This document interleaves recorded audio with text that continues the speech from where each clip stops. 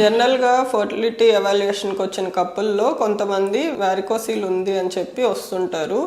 So వారికోసీల్ అంటే ఏంటి, దీనివల్ల ఫర్టిలిటీ మీద ఎటువంటి ప్రభావం ఉంటుంది అనేది చూసుకుందాం. హాయ్ వ్యూవర్స్, నమస్కారం. నేను doctor Sunitha, fertility consultant, 49 fertility centre, Tirupati branch. జనరల్గా మెయిల్ పార్ట్నర్ ఎవాల్యుయేషన్ అప్పుడు సెమెన్ అనాలిసిస్ చేస్తాము. సెమెన్ అనాలిసిస్లో ఏమైనా అబ్నార్మాలిటీ ఉంది అంటే, లేదు వాళ్ళకి ఏమన్నా ప్రాబ్లం ఉంది అంటే, పెయిన్ ఆర్ స్వెల్లింగ్ ఇలాంటివి ఉన్నాయి అంటే కనుక అల్ట్రాసౌండ్ ఒకటి, దాంతోపాటు andrologist or urologist consultation plus hormones అనేటివి చూస్తాము.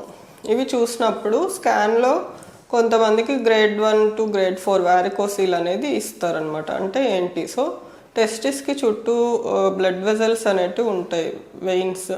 వీటిని డైలేట్ అయినప్పుడు దాన్ని వారికోసీల్ అని అంటాం.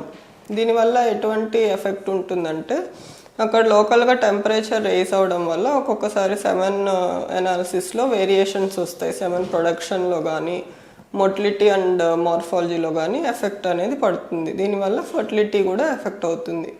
సో నార్మల్గా గ్రేడ్ 1 and 2 వారికోసీల్లో ఏంటంటే సెమెన్ అనాలిసిస్ అనేది ఎక్కువ ఎఫెక్ట్ ఏమి ఉండదు, నార్మల్ పారామీటర్సే ఉంటాయి. ప్లస్ వాళ్ళకి కూడా క్లినికల్గా కూడా ఎటువంటి డిస్కంఫర్ట్ ఉండదు. సో ఇలాంటి వాటికి ట్రీట్మెంట్ అనేది ఎప్పుడు సజెస్ట్ చేయం. అలా కాకుండా గ్రేడ్ 3 and grade 4 వారికోసీల్ ఉంది అంటే కనుక వాళ్ళకి అంటే కొంచెం పెయిన్ ఆర్ స్వెల్లింగ్ క్లినికల్గా కూడా డిటెక్ట్ చేసేటట్టు ఉంటుంది. దాంతోపాటు సెమెన్ పారామీటర్స్ కూడా ఎక్కువ శాతం వేరియేషన్స్ అనేటివి కనిపిస్తాయి. ఒక్కొక్కసారి నార్మల్ సెమెన్ పారామీటర్స్ ఉన్నా కూడా దాంట్లో డిఎఫ్ఐ అంటే డిఎన్ఏ ఫ్రాగ్మెంటేషన్ ఇండెక్స్ ఎక్కువ ఉండడం, ఇలాంటివి చూస్తుంటాం. దీనివల్ల డెఫినెట్గా ఫర్టిలిటీ మీద కొంచెం ఎఫెక్ట్ అయితే ఉంటుంది. కాకపోతే వాళ్ళ ఏజ్ని బట్టి ఎవరికి ట్రీట్మెంట్ తీసుకోవాలి, ఎవరికి ఫస్ట్ ఫర్టిలిటీ ఎవాల్యుయేషన్ చేసుకొని దాని పరంగా ట్రీట్మెంట్ తీసుకోవాలి, లేదంటే వారికోసీల్ సర్జరీ మెయిన్ చేసుకోవాలా అనేది డిసైడ్ చేస్తామన్నమాట. ఎందుకంటే కంపల్సరీగా వారికోసీల్ సర్జరీ అయిన తర్వాత కొంతమందిలో సెమెన్ అనాలిసిస్లో పారామీటర్స్ పెరుగుతాయి, కొందరిలో తగ్గుతాయి, కొంతమందికి 0 కూడా అవుతాయి అన్నమాట. సో దాన్ని బట్టే మనము అంటే ట్రీట్మెంట్ వారికోస్ వెయిన్స్ తీసేసిన వల్ల కంపల్సరీగా ఫర్టిలిటీ ఇంప్రూవ్ అవుతుంది అని చెప్పలేము.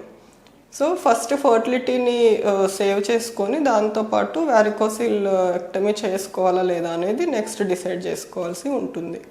So hope this video is informative. Thank you very much.